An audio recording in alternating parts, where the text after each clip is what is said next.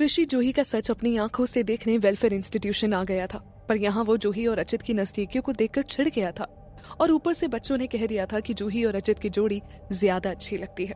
रचित बात को पलटने के लिए बच्चों को केक खिलाने के लिए लेकर चला गया। तब जूही ने ऋषि की गलतफहमियां दूर करने के लिए उससे बात करने की कोशिश की, पर ऋषि ने उसका कोई जवाब नहीं दिया। वो चुपचाप केक खाते हंसते हुए उन बच्चों को देखता रहा। इस वक्त ऋषि के मन में बस यही चल रहा था कि इन बच्चों की आंखें कितनी सच्ची और साफ है। बिना दिखावे के एक असली इनोसेंस झलक रहा है इनके चेहरों पर कब तक? एक दिन दुनिया की कड़वी सच्चाइयों से तो इन्हें वाकिफ होना ही पड़ेगा। कभी मैं भी इतना इनोसेंट और इतना चाइल्डिश हुआ करता था, पर जिंदगी आपको झकझोर के रख देती है। यही सोचते हुए ऋषि बड़ी देर बाद जूही की ओर पलटकर बोला, क्या फर्क पड़ता है, हम यहां बात करें या बाहर? जूही ने ऋषि की बात सुनी और बच्चों की ओर देखने लगी। उसने फिर से धीमे से ऋषि से कहा, यहां बच्चे हैं ऋषि, उनके सामने ये सब बातें करना जरूरी नहीं है। हम बाहर चलकर बात करते हैं, उन पर गलत असर पड़ेगा। ऋषि ने सरकास्टिकली हंसकर उससे कहा, वैसे तुम क्यों बच्चों को हमारे झगड़ों से दूर रखना चाहती हो? ऋषि की ये हंसी देखकर जूही हैरान हो गई। वो सोचने लगी, मुझे पता था ऋषि खड़ूस है, कुछ भी बोलता है, पर मुझे लगा ये दिल का तो अच्छा है। पर आज तो इसने सारी हदें ही पार कर दी है। बच्चों के बारे में ऐसे कौन बात करता है? बुरा मेरे साथ भी हुआ है जिंदगी में, धोखे मैंने भी खाए हैं, पर मासूमियत से ऐसी कैसी नफरत है इसे? क्यों ये मेरी हर चीज को दिखावा कहता है? शायद इसीलिए कि इसकी खुद की जिंदगी बस दिखावे से भरी पड़ी है। जूही को ऋषि की बात पर गुस्सा तो बहुत आ रहा था, पर वो बच्चों के सामने कोई तमाशा नहीं करना चाहती थी। वो नहीं चाहती थी कि बच्चों को चिल्ला चोट का सामना करना पड़े। जूही ने एक बार फिर बच्चों की ओर देखा और उसने खुद से कहा, नहीं, ऋषि को कोई हक नहीं खुद के अलावा किसी और की जिंदगी पर फैसला लेने का। तो क्या हुआ अगर इन बच्चों के माँ बाप नहीं? इसका ये मतलब थोड़ी है कि इनका हक नहीं प्यार पर। हम सबका फर्ज है कि हम इन बच्चों को हर मुमकिन प्यार और खुशी दें, जिससे ये एक पल के लिए भूल ही जाएं कि ये अनाथ है। जूही ने तभी ऋषि की आंखों में आंखें डालकर कहा, मिस्टर ऋषि, आप प्लीज मेरे साथ बाहर चलिए, वरना इस ऑर्फनेज की धूल से आपका महंगा सूट कहीं गंदा ना हो जाए। इतना कहकर जूही बिना ऋषि के जवाब का इंतजार किए उस कमरे से बाहर चली गई। ऋषि ने जूही को इतना फर्म और गुस्से में पहली बार देखा था। ऋषि ने खुद से कहा, ओह, तो क्या अब ये मेरे साथ लड़ने के मूड में है? कमाल है, गलती भी करो और एक्सेप्ट करने के बजाय भोले बन जाओ। इसके बाद ऋषि मुस्कुराता हुआ जूही के पीछे चला गया। वो अभी भी मन ही मन सोच रहा था, आज बहुत से रंग देखने को मिल रहे हैं इस जूही के। दोनों बाहर जाकर एक ग्राफिटी वॉल के सामने खड़े हो गए। वहां पहुंचकर ऋषि ने जूही से कहा, बोलो, क्या बोलना चाहती थी तुम? जूही ने पहले तो आंखें बंद करके एक गहरी सांस ली। उसने मन ही मन कहा, जूही तो ऋषि जैसी नहीं है, बस अपनी बात दिल से कह दे, कुछ भी ज्यादा बोलने की जरूरत नहीं है। यही सोचकर जूही ने दीवार से टिककर ऋषि से कहा, मैं मानती हूं आज मेरी गलती थी कि मैं विनय को बिना बताए यहां चली आई, और इसके लिए आप मुझे जो सजा देना चाहे दे सकते हैं, पर आपका कोई हक नहीं कि आप यहां बच्चों को कुछ भी कहें। और दूसरी, जूही अपनी दूसरी बात कहती है उससे पहले ही ऋषि सरकास्टिकली हंस दिया। उसने मन ही मन कहा, ज्यादा उम्मीद लगा ली शायद मैंने तुमसे, तुम अब भी बहुत इमेच्योर हो। जूही को ऋषि की बात ठीक से कुछ समझ नहीं आई थी। उसने वापस ऋषि से पूछा, कुछ बोला तुमने अभी? ऋषि ने जूही की बात को इग्नोर करते हुए कहा, कोई भी पनिशमेंट। तुम्हें लगता है तुम बर्दाश्त कर पाओगी मेरी दी हुई पनिशमेंट? जूही दंग रह गई ऋषि के सवाल से। वो बोली, जूही अपनी मजबूरी पर गुस्सा होते हुए सोचने लगी, मेरे पास वाकई कुछ भी नहीं ऐसा जो मैं ऋषि को दे सकूं सिवाय खुद के। ऋषि ने जूही को मॉक करते हुए कहा, क्या चल रहा है तुम्हारे दिमाग में? कहीं ये तो नहीं कि तुम खुद को मुझे सौंप दोगी? और तुम्हें ऐसा लगता ही क्यों है कि मुझे तुम में जरा सा भी इंटरेस्ट है? ऋषि की बातें सुनकर जूही खुद को बहुत ही बेइज्जत महसूस कर रही थी। उसकी आंखें नम हो गई थी और गला भर आया था। पर अभी ऋषि की बात पूरी कहाँ हुई थी। आज वो अपनी सारी चिढ़, अपना सारा गुस्सा, सारी जलन जो उसे जूही और अच्युत को साथ देखकर हुई थी, वो जूही के ऊपर निकाल लेना चाहता था। दिन भर में जो दर्द उसके दिल को हुआ, वही दर्द वो जूही को देना चाहता था, चाहे इसके लिए उसको हर वो बात ही क्यों ना बोलनी पड़े जो उसने आज तक सोची भी ना हो। ऋषि ने जूही के लोअर एब्डोमिन को देखते हुए कहा, वैसे एक चीज दे सकती हो तुम मुझे, बच्चा। वैसे बॉयफ्रेंड है तुम्हारा, तो तुम्हें प्रोसेस तो अच्छे से पता होगा, क्यों बेयर कर सकती हो मेरी पनिशमेंट। जूही ने इतनी जिल्लत पहले कभी अपनी जिंदगी में महसूस नहीं की थी। उसने कभी नहीं सोचा था कि ऋषि ये एहसास उसे करवाएगा, पर जूही ने सोचा, हैरानी क्यों हो रही है तुझे जूही?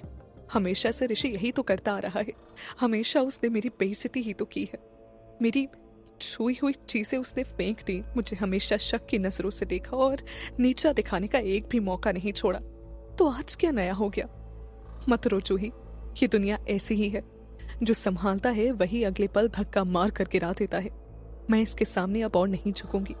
इसे क्या लगता है मैंने इसके साथ कॉन्ट्रैक्ट साइन किया है तो जो ये बोलेगा मैं बस सुनती जाऊंगी?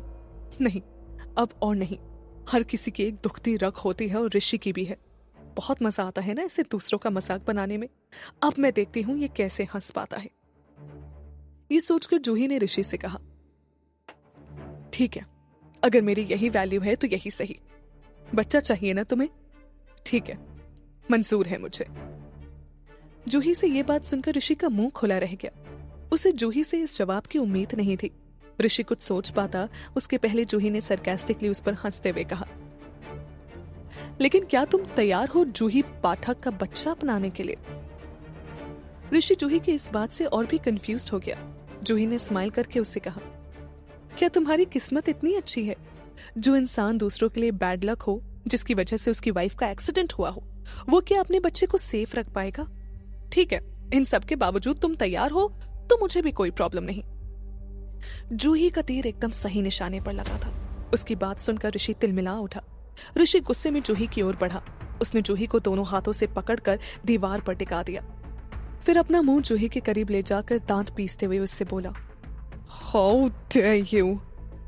जूही ने भी जिद में ऋषि से कुछ नहीं कहा, पर ऋषि ने जहां जूही को पकड़ा था वहां अब जूही को दर्द हो रहा था, जिसकी वजह से उसका माथा सिकुड़ गया था। ऋषि ने जूही के बदलते एक्सप्रेशंस देख लिए थे और उसको अब एहसास हो रहा था कि उसने जूही को कितनी जोर से पकड़ रखा है। ये एहसास होते ही ऋषि ने जूही पर अपनी पकड़ ढीली कर दी, पर जूही को छोड़ा नहीं। ऋषि सबकॉन्शियसली जूही की ओर बढ़ रहा था। दोनों की सांसें एक दूसरे से टकराने लगी थी। ऋषि की नजर अब जूही की गुलाबी होंठ और हिरनी सी आंखों पर थी। जूही ने अपनी आंखें डर के मारे बंद कर ली थी, पर अचानक ऋषि ने उसे छोड़ दिया और अपना मुंह फेर लिया। ऋषि के छोड़ने पर जूही ने सबसे पहले अपनी कलाइयों को देखा, जहां ऋषि ने उसे पकड़ रखा था। तभी कुछ बच्चे भागते हुए जूही के पास आए और उससे बोले, जूही दीदी, जूही दीदी। जूही ने फोर्सफुली हंसकर उन बच्चों से कहा, क्या हुआ बच्चों? एक बच्चे ने जवाब दिया, जूही दीदी, रजत भैया आपको और अंकल को केक खाने के लिए बुला रहे हैं। जूही ने एक बार फिर ऋषि की ओर देखा और बच्चों से कहा, ठीक है, ले चलो मुझे आप लोगों के साथ, पर ये अंकल नहीं आ पाएंगे, इनको कुछ काम है।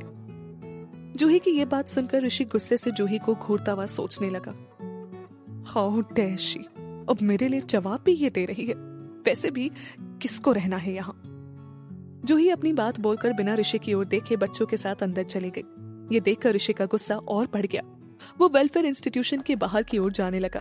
जाते हुए ऋषि सोच रहा था, ऋषि तेरा दिमाग सच में खराब हो गया है।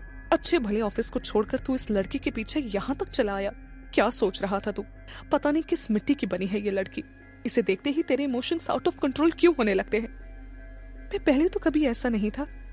जिंदगी ने तुझे ऐसा बना दिया था कि अब किसी चीज से कोई फर्क नहीं पड़ता था, पर जब से ये लड़की तेरी जिंदगी में आई है तो कभी भी गुस्सा हो जाता है, खुश हो जाता है, मुस्कुराने लगता है। और सबसे बड़ी बात, तुझे फर्क पड़ता ही क्यों है कि जूही क्या कर रही है, किसके साथ है और क्यों है? ऋषि यही सब सोचते हुए वेलफेयर इंस्टीट्यूशन के गेट के पास पहुंचने वाला था कि तभी किसी ने उसका हाथ पकड़ लिया। ऋषि ने जब उस हाथ की ओर देखा तो एक छोटी बच्ची ने ऋषि को रोकने के लिए उसका हाथ कसकर पकड़ रखा था। ऋषि ने अपने इमोशनलेस फेस से बच्ची की ओर देखा, पर उसका हाथ नहीं हटाया। बच्ची ने उससे कहा, आप बाहर क्यों जा रहे हो? जूही दीदी तो अंदर है। ऋषि ने थोड़ा झुककर उससे कहा, मैं क्यों जाऊं तुम्हारी दीदी के पास? मुझे उनसे क्या मतलब? बच्ची को ऋषि की बात पूरी तरीके से समझ नहीं आई, पर वो ऋषि को सीरियसली लेते हुए बोली, मतलब क्यों नहीं है? आप तो उनके पति हो और हस्बैंड वाइफ तो एक दूसरे से प्यार करते हैं, उनका ख्याल रखते हैं। ऋषि बच्ची की ये इतनी सीरियस बात सुनकर हंस पड़ा। जब उस बच्ची ने देखा कि ऋषि अब गुस्से में नहीं है तो वो बोली, अंकल आप यहाँ से जा रहे हो ना, इसीलिए जूही दीदी अंदर हंस तक नहीं रही। जूही दीदी ऐसे बिना हंसे अच्छी नहीं लग रही मुझे। आप चलो अंदर मेरे साथ और उनको हंसा दो। ये बोलकर बच्ची ऋषि को अपने साथ अंदर खींच लाई। रास्ते में ऋषि ने सोचा, मैं पागल ही हूं शायद, जो इतना सब कुछ होने के बाद भी वापस अंदर आ गया हूं।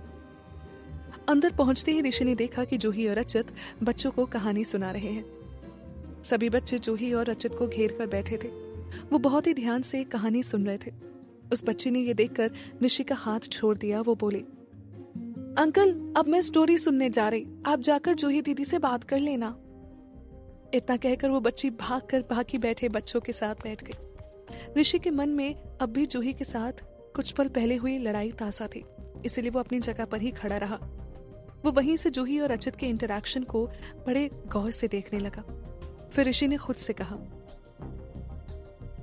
तो ये मेरा वहम नहीं था, इस रचित को मेरी बीवी में सच में इंटरेस्ट है। पर बेटा तू अभी जानता नहीं ऋषि की चीजों पर नजर डालने वालों का क्या हाल होता है। पर अगले ही पल ऋषि अपनी सोच पर हैरान रह गया। क्या ऋषि जूही के लिए अपने बदलते जज्बात समझ पाएगा? क्या कभी जूही इस सख्त दिल को पिघला पाएगी? कहीं ऋषि रचित को जान से मारने पर उतारू तो नहीं हो जाएगा? Subscribe to our gaming channel, link in description.